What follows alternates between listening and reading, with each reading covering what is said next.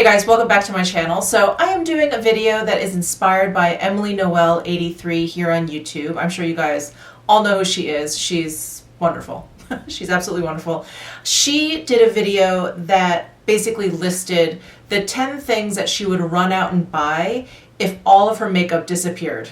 Obviously, this is a theoretical situation. Hopefully, this is a theoretical situation, but let's say all of your makeup just went up in a fire. So what would the first 10 things be that you would run out and purchase? So if you're interested in hearing what my 10 things would be, then just keep on watching. So this is one of those videos that I was watching of Emily Noel's that really got me thinking. Usually I'm on YouTube and I'm just watching and it's like, you know, brain-free time, and I just, you know, I'm pleasantly watching a tutorial or someone's favorites or someone's haul. It's really kind of like my turn my brain off time. But when Emily Noel posted this video and I watched it, I was like, oh my God, like it really got my wheels turning. So I thought I really need to do my own list of 10 things. So here are some parameters. I'm not going to talk about any skincare because I think that's actually what I would run out and buy first. Let's say if all of my beauty stuff just went up in flames, I would definitely buy a whole bunch of skincare first, and that would probably take up the first 10 things on the list. So I'm not including any skincare. I'm also not including any tools. So I'm not including any brushes, sponges, eyelash curlers, anything like that. I'm just talking simply about makeup. So when I was compiling this list, I also wanted to make sure that I would be able to create kind of like a full face look. I wouldn't kind of be missing anything. Basically, I wouldn't be purchasing like 5 foundations and then 5 powders. And I also didn't want to include limited edition products or anything that I basically wouldn't be able to get if I were to just get into my car, drive down to the mall, and start shopping. It'd have to be things that I could just pick up easily and get right away. So the first thing I would run out and get is the La Mer foundation. This is the soft fluid longwear foundation. You guys hear me talk about this all the time. I recommended this in my Sephora VIB sale. This is in my top 5 foundations, and I just love this foundation. I have a lot of foundations that I really like, but they have a lighter coverage, and while those may be foundations or tinted moisturizers that I would use sort of like on a more everyday basis, I felt like if I'm gonna run out and get one foundation, I want it to be a foundation that's like a foundation, like one that has a higher coverage that I'm gonna put on kind of for like special occasion. Otherwise, I'm just not gonna use foundation. I would probably kind of spot conceal and use a little bit of powder, which I will talk about in a second. But that was sort of my thinking behind getting something that was a little bit of a higher coverage, something that was a little bit more like if I'm gonna do my makeup, like really do it, like I'm going out and I want like a little bit higher coverage, this is the foundation that I would reach for. So the La Mer Soft Fluid Foundation, that is number 1. Number 2 is concealer. So I was really debating between this concealer that I picked and the By Terry Terribly Denseless, I know I'm slaughtering that name, Terribly Denseless concealer, which is like a serum concealer.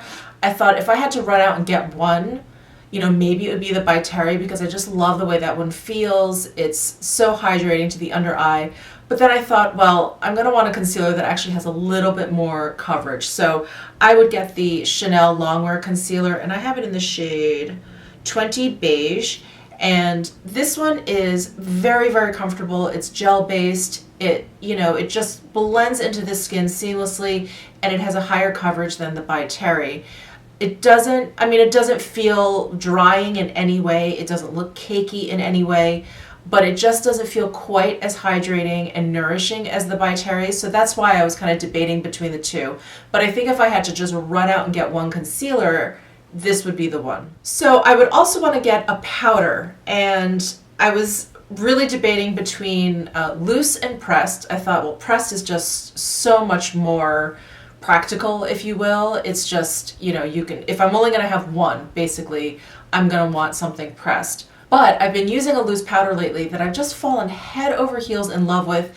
It's just flawless. And I thought, you know what, I would probably run out and get this powder first. And I actually haven't even talked about this powder on my channel yet. I'm going to be doing a full face review and try on of this particular brand. But this is the Clé de Peau loose powder.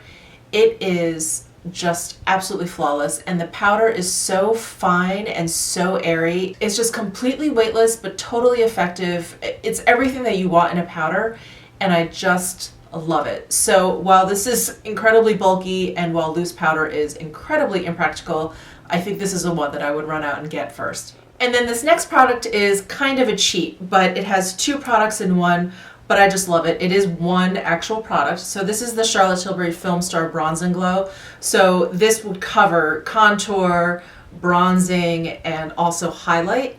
So I just love this. Whoa, I just love this. You guys know I love this. This shows up in so many of my top fives. It is, first of all, a beautiful compact. It is sleek. It has a great mirror. And these two powders, I mean, they're just absolutely perfect for my skin tone. When I travel, I always take this with me. So this is actually probably the absolute first product I would run out and get. Out of all 10 of these things that I'm about to mention, this is probably the one that I would just run out and get immediately, like no hesitation, is the Film Star Bronze and Glow. Okay, number 5, blush.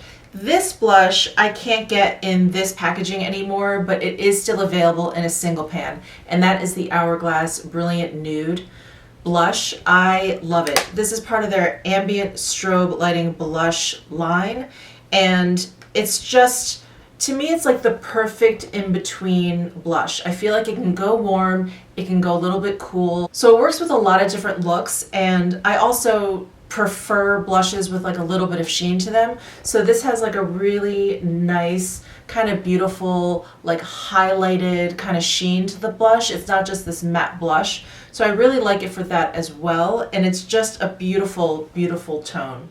And then number 6, eyebrows. I'm sure you guys can guess what I'm about to say, but it is the Tom Ford Fiber Brow Gel. Love this. This is like a one-stop shop for your eyebrows. Just one swoop into your eyebrows, it'll keep them in place, the fibers will fill them in, the gel will actually plump up your existing brows.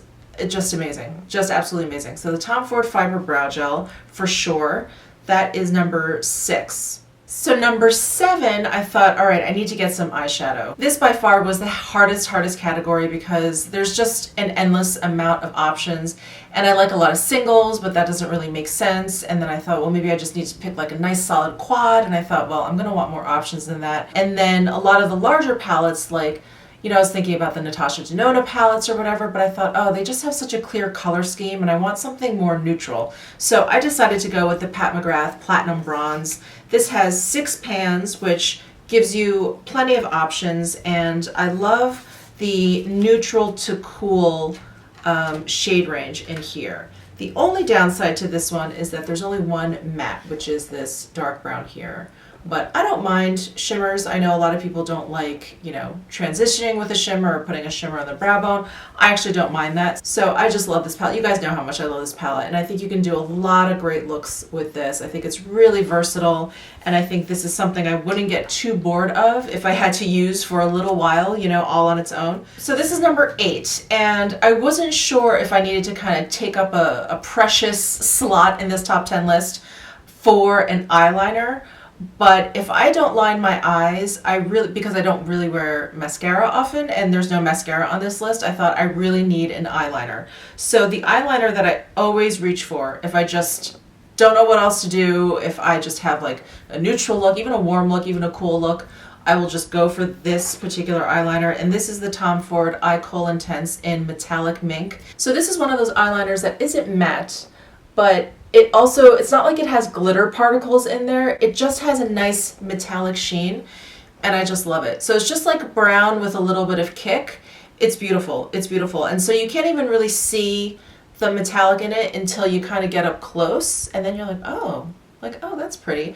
Otherwise, it's just a nice definition to your lash line and to your eyes. So definitely would run out and get this. And then number 9 and 10 are lip products. So you guys know I'm kind of like a lip gloss junkie, and the lip gloss that I've been loving lately, and I know I would definitely run out and get immediately, are the Clé de Peau Radiant Lip Glosses, and this is in the shade number 1 Rose Quartz, I believe. Yes, number 1 Rose Quartz. It really kind of looks like not much on the lips, I have to be honest, but it makes your lips, it gives your lips like a finish that looks so healthy, so pretty, you know, juicy without being like too wet and glossy looking.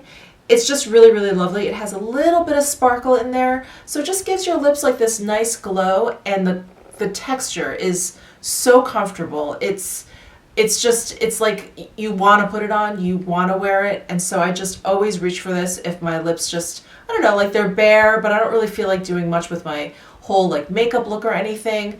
I put this on if I just want a little something to my lips. So this has been like a great everyday gloss, so I know I'm definitely going to want to replace this. And then you guys know that I am a total like sheer lipstick fan. Those are the ones that I wear, you know, on an everyday basis. And the one that I love, and I actually haven't worn this in quite a bit, but I love this one. This is like one of those lip products that I think flies under the radar in my collection, but I could wear it every day and not be sick of it. And this is the Surratt Beauty Lip Slick in Club Sept. It is just such a beautiful nude color. And again, it's one of those colors that I feel like can go warm and it can go cool. And it has like a little bit of like a gloss, like a muted gloss finish. It's super, super comfortable on the lips. I just love it. This is definitely one of those like you just want to throw into your purse and just leave it there. And it's just great if you just want to add just like a little bit of color to your lips. And it has like a little bit more pigment than like a straight up sheer lipstick or like a tinted balm. It has a little bit more pigment than that. I just love this one. So those are the 10 things that I would run out and purchase first if all of my makeup were to disappear. So sad. What a sad and horrible concept.